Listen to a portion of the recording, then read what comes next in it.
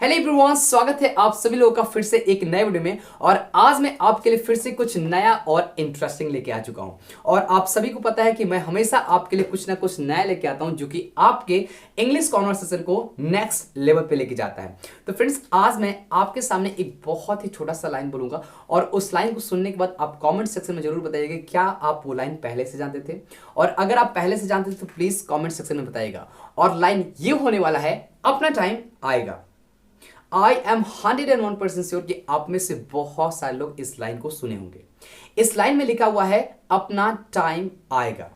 कहीं ना कहीं यहां पे समय से, वक्त से और टाइम से जुड़ी हुई बात हो रही है। कोई कह रहा है कि अपना टाइम आएगा, यानी कि वो एक सही समय का इंतजार कर रहा है और वो एक डायलॉग के अंदाज में बोल रहा है कि अपना टाइम आएगा।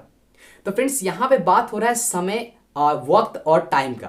तो आज का जो लेसन होने वाला है वो टाइम से जुड़े होने वाला है। और यहां पे देख सकते हैं मैंने लिखा हुआ है टाइम एक्सप्रेशंस इन इंग्लिश, यानी कि समय से जुड़े कुछ एक्सप्रेशन जो कि हम इंग्लिश में सीखने वाले हैं। और इनको सीखने के बाद आपका इंग्लिश कॉन्वर्सेशन कहीं ना कहीं नेक्स्ट लेवल पे लेके जाने वाला है। Well, hi everybody, it's me Amar and I welcome all of you with a big heart on speak Angrezi, जहां आप सीखते हैं how to speak English.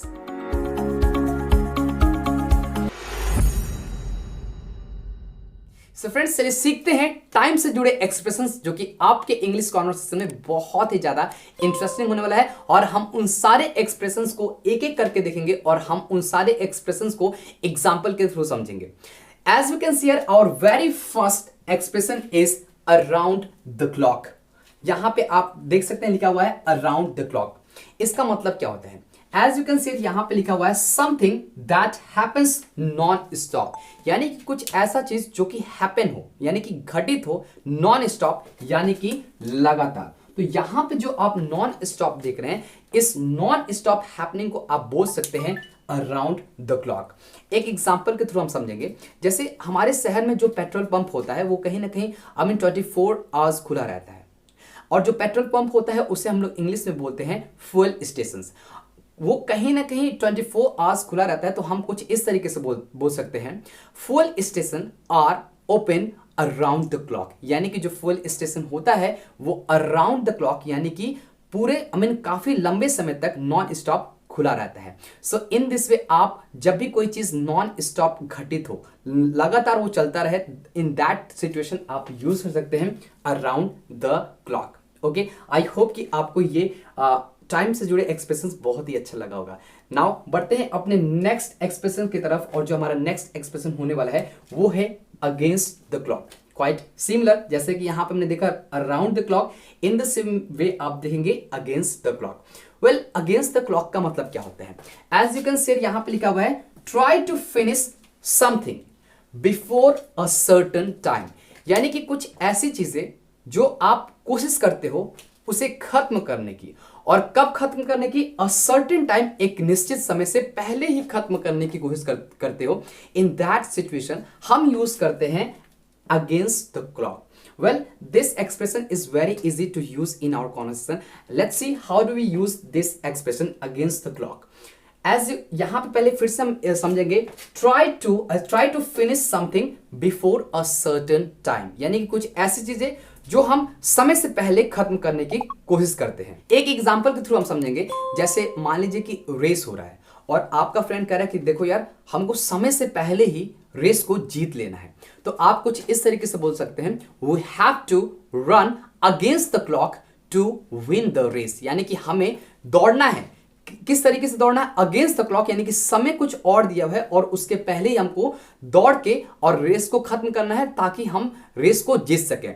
In this way, जैसे कि आप फिर से मैं एग्जांपल को रिपीट कर रहा हूं, we have to run against the clock, यानी कि हमें समय से पहले ही दौड़ के जीत लेना है, टू विन द रेस, यानी कि रेस को। सो इन दिस वे आप यूज कर सकते हैं अपने डेली कॉन्वर्सेशन में अगेंस्ट द क्लॉक। नाउ बढ़ते हैं अपने तीसरे एक्सप्रेशन की तरफ। और जो हमारा तीसरा एक्सप्रेशन है at the 11th hour. Well, at the 11th hour का मतलब क्या होता है? यहां पे देखिए लिखा हुआ almost too late, यानी कि लगभग ऑलमोस्ट पूरे तरीके से लेट होना। at the last moment, यानी कि एकदम अंतिम क्षण में। in that situation हम क्या यूज करते हैं? at the 11th hour. इसको हम एग्जाम्पल के थ्रू समझेंगे। जैसे एग्जाम्पल के लिए, you sent message at the 11th hour, यानी कि आपने मुझे मैसेज भेजा एट 11th आवर, यानी कि बिल्कुल अंतिम क्षण में आपने मुझे मैसेज भेजा। सपोज कि आपका कोई दोस्त है और वो आपको एकदम अंतिम क्षण में भेजा, तो आप कह रहे हो you sent message at the 11th hour, यानी कि आपने मुझे मैसेज तो भेजा लेकिन आपने एकदम अंतिम क्षण में भेजा, आपने लेट कर दिया। So whenever you are late then you can use this expression at the 11th hour. Now बढ़ते हैं अपने फोर्थ एक्सप्रेशन की तरफ, और जो हमारा फोर्थ एक्सप्रेशन होने वाला है वो है only time will tell. Well, इस एक्सप्रेशन का मतलब क्या हो? Well, this expression is my favourite expression, and how do we use this expression in our conversation? Let's सी।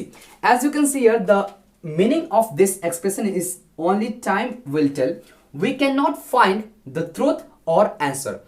इस एक्सप्रेशन का मतलब होता है कि हम पा नहीं सकते हैं किस इसको, ट्रूथ को, और किस इसको, आंसर को। इसको हम एग्जाम्पल के थ्रू थोड़ा सा बेटर वे में समझेंगे। सबसे पहले वी कैन नॉट फाइंड, हम प्राप्त नहीं कर सकते हैं किस, सच को, और क्या, आंसर को। जैसे कि आप यूज करो only time will tell. Suppose suppose आप किसी फ्रेंड के सामने खड़े हो और आपका फ्रेंड थोड़ा सा आपसे जेलस फील करता है, राइट?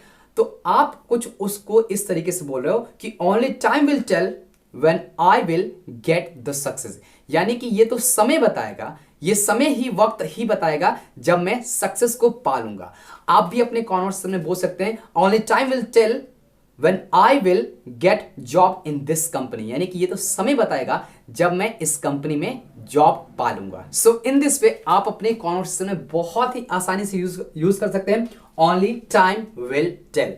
नाउ बढ़ते हैं अपने लास्ट टाइम एक्सप्रेशन की तरफ, और जो हमारा लास्ट एक्सप्रेशन होने वाला है ये बहुत ही ज्यादा छोटा और बहुत ही इंटरेस्टिंग है। और जैसे कि आप देख सकते हैं यहां पे लिखा हुआ है इन अ हार्ट बीट। वेल, इसका मतलब क्या हुआ? इन अ हार्ट बीट। जैसे कि आप यहां पे मीनिंग देखिए, लिखा हुआ है विद एनी डिले और हेजिटेशन, यानी बिना किसी देर के और बिना किसी झिझक के। सो इन दैट कंडीशन हम क्या यूज करते हैं? In a heartbeat. Well, this expression is also my favorite, and you can use this expression in your daily conversation in a very easy way.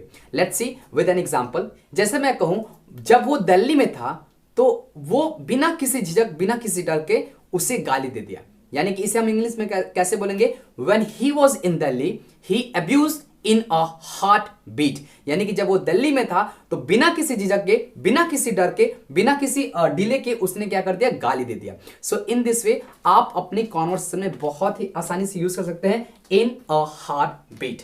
So in this way आपने देखा कि हमने एक एक करके उन सारे टाइम से जुड़े एक्सप्रेशन को कंप्लीट किए, जो कि आपके इंग्लिश कॉन्वर्सेशन में बहुत ही ज्यादा इंटरेस्टिंग और यूजफुल होने वाला है।